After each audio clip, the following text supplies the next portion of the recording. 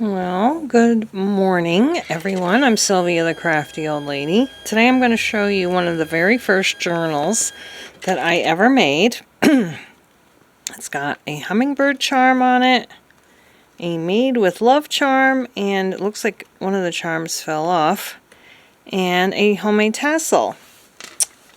And I started this as my bird, and then it turned into my bird and wildlife journal. I think I made this in 2018, but it looks like I didn't start doing anything to it until we moved here in 2019. We moved here in 2018, but I guess I didn't start using it until 2019.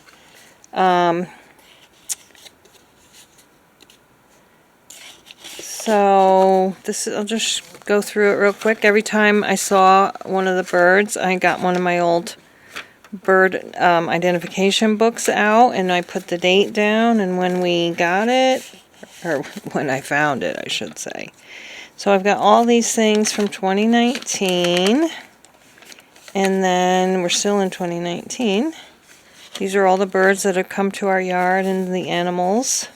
Now I skipped 2020, I guess. No, I think I just skipped this page.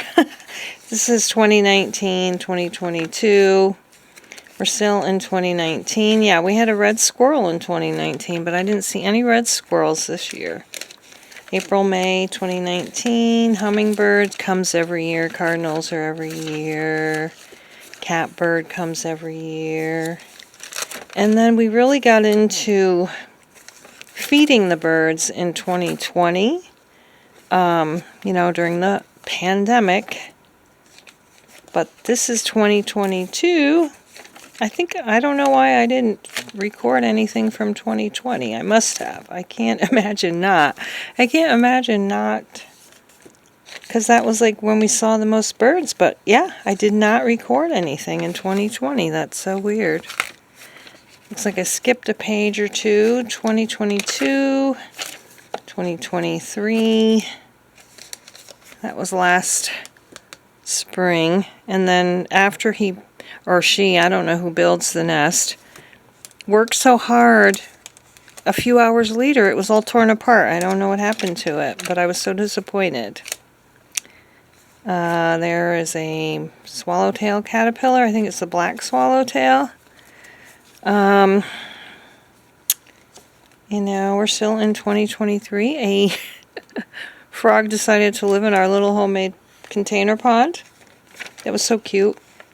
And then I started in January 2024 recording things that came. That was actually in 2023. The bald eagle came then. And so, yeah. And so today what I'm doing is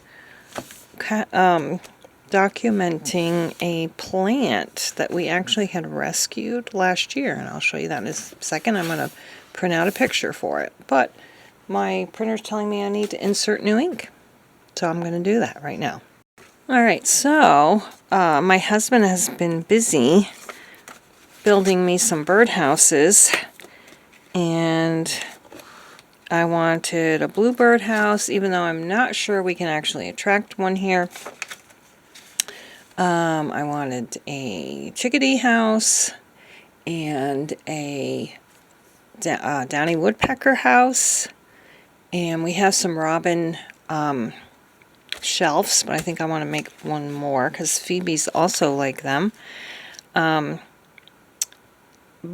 we bought two that said they were bluebird houses, and I realized I measured wrong because the inside dimensions of the house were supposed to be, I think it was 5 by 5 or even 6 by 6. I think it's 6 by 6. And I was measuring from the outside to the outside, so it's not going to be big enough, but it turns out it's only 4 by 4 on the inside, so that's going to be another chickadee or some house for a little bird. But sometimes the openings for the birds to get in are only like 1/4 of an inch or 1/8 of an inch even difference. So I'm wondering, like, with the ones that I measured wrong, if the openings are going to be a deterrent, because they may not be the right size for certain birds, but we'll see. And I did notice a chickadee was inspecting my little wren house that I already had out. So I don't know if I haven't seen it other than that one day. But it was definitely checking the house out, poking its head in the door and, checking it out. But now is the time to get our bluebird houses up. Probably should have in January. So I'm a little bummed out that I didn't measure it correctly. But Lowe's has like these project boards, and they're only $20. So we're going to get another one, and he's going to build me a regulation size bluebird house. And let me tell you, I haven't found one regulation bluebird size house in any store or even on Amazon. So if you want a real regulation size bluebird house, I think you're going to have to make it yourself. But anyway, this is a camellia that is blooming down in my grow lights in the basement. Last fall, our neighbor was throwing out his camellia plant, and I thought, asked my husband, do you think you could keep this alive all winter? And he did, and it's blooming now. We also have a sunflower blooming already he started growing in the house. So we have one sunflower in February.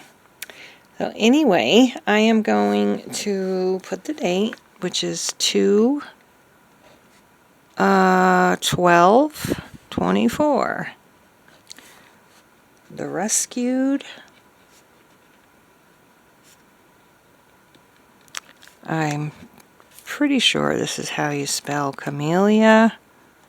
Maybe 2 L's. I don't know.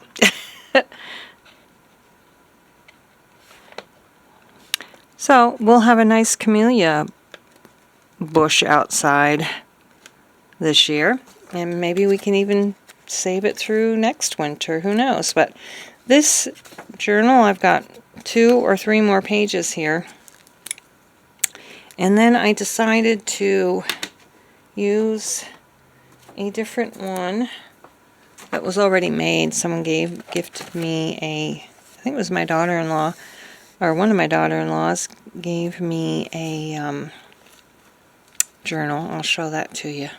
So, even though this had a camel on the front, I'm going to use it as my bird and wildlife journal from March 2024 till, actually it may end up doing some Februaries in there, until whenever it's done. And it's just plain paper, so I like that. I can sketch in this one, put photos, write, diagrams, things like that. So I'm kind of looking forward to getting started. I don't know about you, but I love notebooks and blank books and filling them up. So I now have a purpose for this little journal. I'm going to, I think, do a detailed desk tour because I have a new shelf on my desk, and I don't think I did a real detailed one in my craft space video tour. And so I thought that would be fun because I have lots of little things that I store on my desk and keep handy, and so I thought that might be interesting. And of course I'm still going to do my other 65 and starting over again in March, hopefully. Gotta get brave enough to do it. But anyways, thanks so much for watching. I hope you're well, happy, healthy, safe, and warm. And remember to stay strong and courageous, and we'll see you again in the next video. Bye-bye.